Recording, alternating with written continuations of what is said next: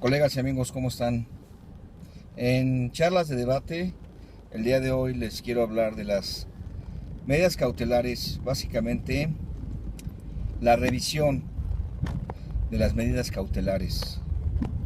Como ustedes saben, a raíz de la reforma publicada en junio del 2008, el día 18, se establece que los jueces de control podrán emitir o decretar algunas medidas cautelares. En nuestra entidad, el Estado de México, ya lo habíamos comentado en la ocasión anterior, esa facultad se la dio el legislador mexiquense al Ministerio Público en septiembre de 2011 para que no estuviera mandando todos los detenidos al cerezo. Facultad que desde luego desaparece del Código Nacional de Procedimientos Penales. En realidad, pues nunca se contempló en el Código Nacional la posibilidad de que el Ministerio Público pudiera decretar medidas cautelares. ¿Por qué? Porque esa facultad no está en la Constitución. Eso nos queda claro.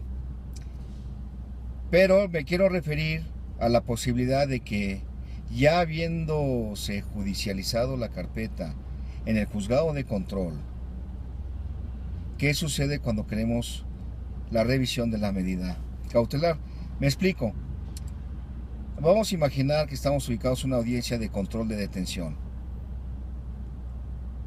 Inicia la audiencia, se individualizan las partes, el juez cuestiona los datos generales al imputado, el defensor acepta el cargo, una figura que ni siquiera está contemplada en la legislación, pero que los jueces acostumbran a hacerlo, y entonces el Ministerio Público expone su control de detención. Enseguida el defensor hace uso de la palabra y debate lo correspondiente, y total que el juez decreta de legal la detención. El siguiente estadio es la formulación de imputación. En este caso, el Ministerio Público le hace la formulación de imputación al imputado. Enseguida pregunta el juez, bueno, algunos jueces, porque otros no preguntan, le pregunta al defensor si tiene algunas aclaraciones o precisiones. Y si el juez no hace esa pregunta y el defensor tiene aclaraciones o precisiones, pues solicita al juez que se le aclaren las que él solicite. Entonces el Ministerio Público pues va a tener que dar respuesta a esa petición del defensor. Como ustedes saben, hecho lo anterior, le va a preguntar el juez al imputado si desea contestar el cargo, es decir, si desea declarar.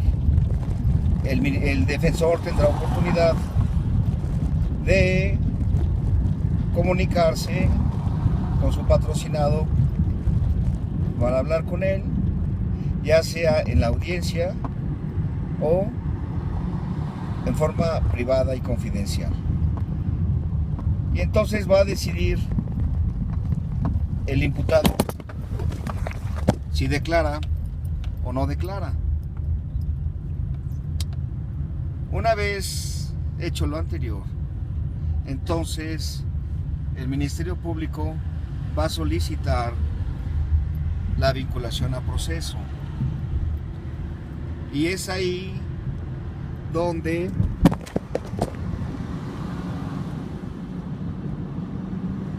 el defensor va a solicitar la duplicidad del plazo constitucional, o va a solicitar que se resuelva en ese momento o dentro de las 72 horas. El punto es cuando llegamos al tema de la medida cautelar.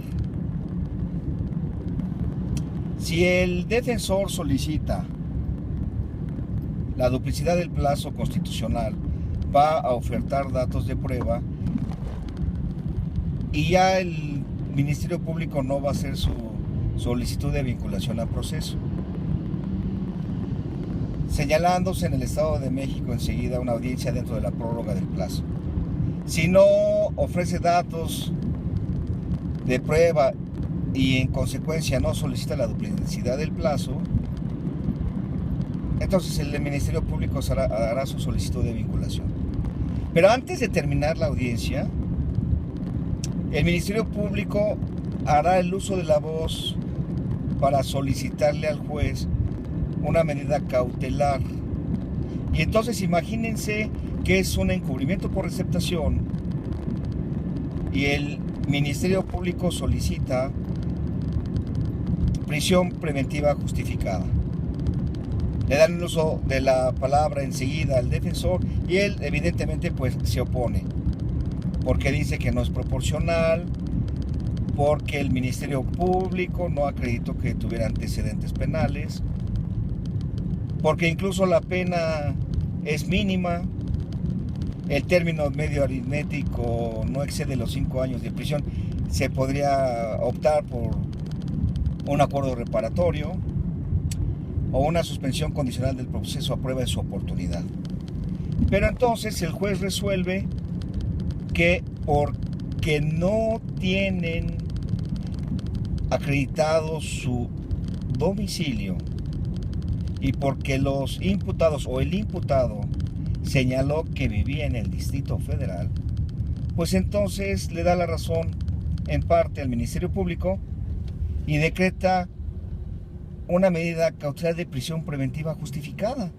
Imagínense ustedes, en pleno siglo XXI, nuevo sistema, encubrimiento por receptación, y el juez decreta prisión preventiva justificada, echando abajo uno de los fines de la reforma, entre otros, que es despresurizar las cárceles, que esta prisión preventiva sea la última ratio, etc. Y entonces, como en este ejemplo, si se le solicitó la duplicidad del plazo, la audiencia dentro de la prórroga, que es propia del Estado de México, se señaló para dentro de 3 días, desde luego sin excederse las 144 horas. Entonces, señala el juez que hasta en tanto no cambien las condiciones por las cuales se decretó la medida cautelar de prisión preventiva justificada, esa permanecerá. Desde luego, si estas condiciones cambian, por ejemplo, acreditar su residencia, pues se le podrá modificar la medida cautelar. Porque dicho sea de paso, esas personas que viven en el DF, pues está su domicilio a unos 20 kilómetros del juzgado de Tlalnepantla. Chalco, Estado de México, está a 100 kilómetros. Entonces es un absurdo que porque vivas en el Distrito Federal te decreten una medida cautelar de prisión preventiva justificada. En este caso, el pretexto fue que no se tenía la certeza que siquiera vivieran en el Distrito Federal, porque no habían exhibido su credencial de elector o un comprobante de domicilio. Se le dijo al juez que entonces, en un ejercicio de reducción al absurdo, pues los indigentes procesados tendrían que estar en el cerezo porque no tienen domicilio fijo. Pero en fin, esa es otra historia. Aquí el tema de hoy de esta charla de debate es qué hacer para que modifiquen esa medida. ¿Te vas a esperar a desahogar datos de prueba en la agencia del Ministerio Público para acreditar que tienen arraigo domiciliario? ¿Vas a pedir una audiencia el día de mañana por escrito para que el juez, de acuerdo al Código de Procedimientos Penales, te señale una audiencia de revisión de medida cautelar?